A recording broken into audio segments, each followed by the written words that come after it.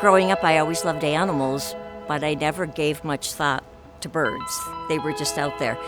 But once I started here, it was just like a 2x4 over the head that I couldn't do enough for them. Someone has to help them.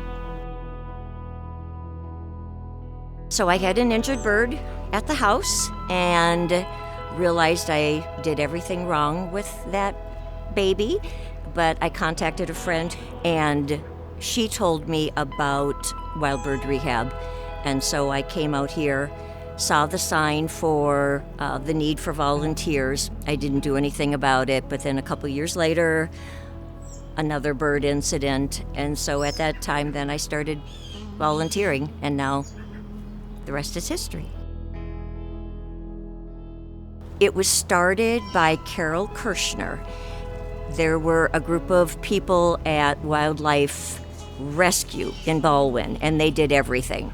And she realized after years of volunteering there that the birds were being overlooked. Nobody really knew what to do with the birds, and so she took it upon herself to be educated and then started Bird Rehab 30 years ago and started scrambling for volunteers.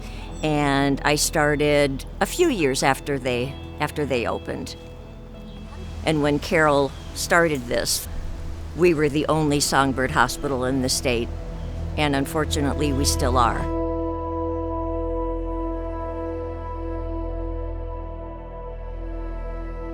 At this time of year, we have many, many baby birds in the center. So we are feeding every 10 to 20 minutes from an incubator, from various cages, depending on the stage of the bird growth at this point.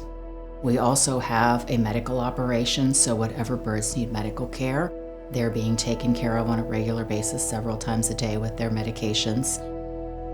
We also have an aviary, which is on the back of our property, and that's the final stage for our birds.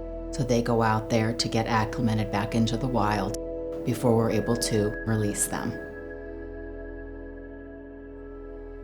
This is very hard work, and because of the amount of time that we need to spend with the birds, it takes a lot of effort. It's not something that a lot of people might be able to do or want to do, but it's very important work for us.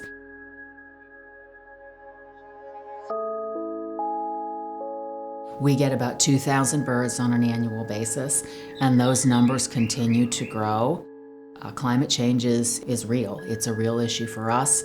It's a real issue for the country and the world and our wildlife species of all kinds. We are always in need of volunteers.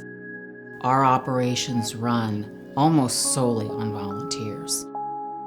We have 5 full-time staff people. We have to have multiple people in every room in the building to help with the feeding and the cleaning and the care. So we're always welcoming new people onto the floor and into the center. If we weren't here, there would really be no place for this community and around the state to take the native songbirds for their care. I mean, we're losing millions and millions of birds due to climate change, injuries that occur within our own yards from pets and other wildlife. If we weren't here to do this work, there would be nobody rehabbing and releasing these birds back into the environment. So we are a very big part of the conservation efforts of this community and of the state. Songbirds provide so many wonderful opportunities, I think, for us. They do provide a respite for us and some solace for us. Our flowers and our birds and our insects, our nature all works together as it was planned. And so without them, the ecosystem would also be a problem for us. I mean, can you imagine not having any birds in your yard or in your community, never hearing a bird? It would be very sad. If we don't continue to help these birds and do this kind of work, that could be the case. It's just wonderful to be able to see the birds return back to the wild. You know, you can see what your work is doing for the wild birds. They're an important part of the ecosystem. Even if you don't care about the birds in particular, you know, we need everyone to be supported and cared for.